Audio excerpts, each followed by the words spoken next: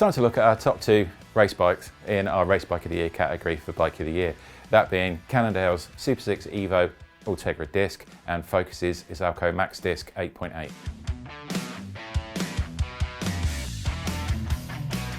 Each year we test more than 30 bikes, with me and my test team putting in hundreds of hours, come rain, shine, in some of the wettest conditions we've had for a long time, so that we can come up with an ultimate winner. Every year this test just seems to get tougher and tougher. The level of quality of bikes is just improving all the time.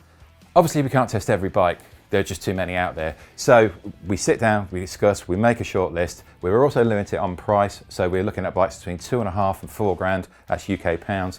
Why this price point? Because that seems to be the key area from the research we've done, from talking to the big brands, talking to the big retailers, that this is where the biggest growth is, and this is where people are making that really considered choice. So just like any BikeRadar review, I'll talk you briefly through what the bikes are, about the spec, about the geometry, about how they ride, most importantly, and finally I'll let you know the winner. If you have any questions for me or the team, let us know in the comments, and don't forget to like and subscribe for plenty more BikeRadar independent reviews.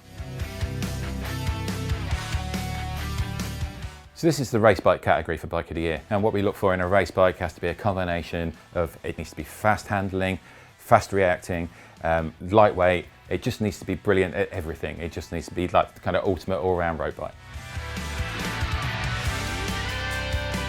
Focus split the Max into different frame levels. On the 9 series bikes, which are electronic only, so that's reserved for your Duros Di2, that is a really super light frame. In a 56 it comes in at a flyweight 860 grams. But then when you move down to the 8 series, this is a frame that's been designed for both electronic and mechanical drivetrains. So it carries a little bit more weight because there's a few more holes in the frame, etc. So it's got a bit more reinforcement. But it's still phenomenally light at just 970 grams for a size 56. Cannondale do a really similar thing with the EVO. You have both a high mod frame at the high end for all your kind of super bike level bikes, and that's a super light frame, 860 grams for a size 56. And then they have the standard carbon version, which they just call the carbon, which is what we're looking at here. It's a little bit heavier at 999 grams for a size 56, but then you have to factor into that it's got a super light sub 400 gram fork, and the Cannondale comes with a dedicated seat post that weighs just 162 grams. And the similarities don't end there. As with the whole raft of modern race bikes, everything has gone all about combining lightweight with aerodynamics. So you can look at both bikes, you can see they're all using camtail tubing, for instance. You know, this is a shape of tube that's like an airfoil, but then they chop the tail off, so you get a much smoother flow around all of the major tube shapes. And it's a very similar situation over with Focus on their Izalco Max. Just like the EVO on this new iteration, it's all about the aero. They've integrated the fork up front. There's lots of this camtail tube shaping going on. There's the drop seat stays. They outwardly look quite similar bikes, and there's similar savings to be had too.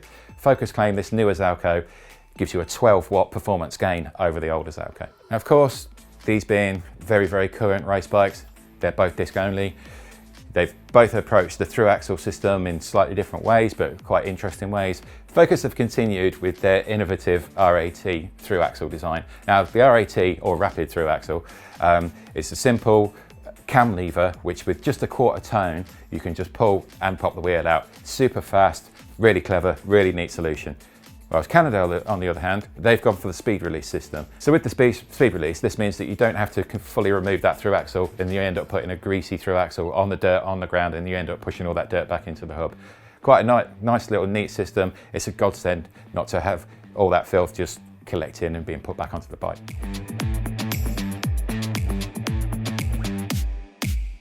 Now both bikes come with, as you'd expect, mechanical Shimano Ultegra. It's the ever dependable group set.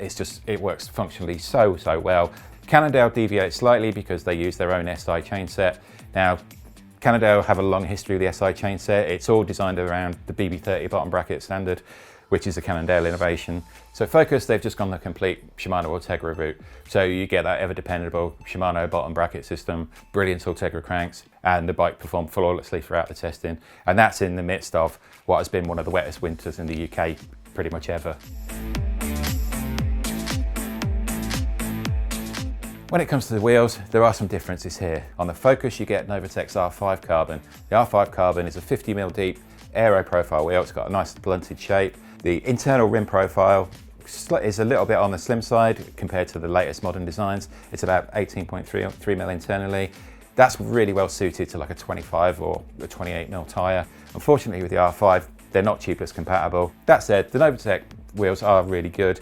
The Novatec hubs, nicely sealed, really good free-up pickup, and they prove nice and stiff. And for a 50mm deep rim, cope really well in some pretty adverse wind conditions. And then you move on to the Cannondale, and the Cannondale comes with their own new wheel system, the Hologram. The Hologram 35 has got a broader internal profile. It ups it to about 19mm, which means it's better suited to a kind of a 28mm tyre as the mainstay. Unlike the Novatecs on the Focus, these are tubeless compatible, though unfortunately Cannondale don't send their bikes out set up tubeless. The Hologram 35s are built onto a slightly different hub system to the Novatecs. Here it's a straight pull design, so you're getting a much more minimal hub.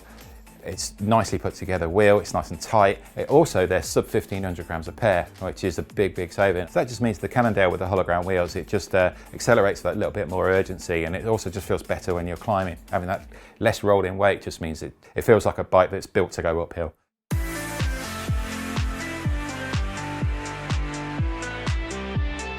So let's get on to how they ride. If we look at the Focus Izalco Max first, it's a brilliant bike. It just imbues everything that's great about a modern race bike. You just get no sense whatsoever of any sort of lateral flex when you're sprinting. So it's got a really aggressive ride position. You know, you're quite slammed, you're quite low and stretched out on this bike, which just gives it that kind of really racy edge. And the way it handles the steering reactivity is nice and quick. But it doesn't ever sort of get twitchy. It doesn't really feel nervous or anything like that. What I would say is that it is slightly firmer as a ride than the Cannondale that we're pitching it against. It's communicating a lot of the road, through your hands, through the seat of your pants. When you look at the Focus Izalco Max's gearing, it's very much the racer's choice, combining a 52-36 up front with an 11-28 out the back. Now, 11-28 is a decent spread. You've got a really nice big tall gear there to push high speeds. But when you're getting down to that 36-28 is your absolute limit. That's fine for fitter riders out there and good climbers. But if, like me, you're the sort of person that likes to be spinning a bit of a higher cadence when you're climbing, then opting for something with a slightly broader range, like you get on the Cannondale with its 11-32, is probably the more sensible, the more comfortable option.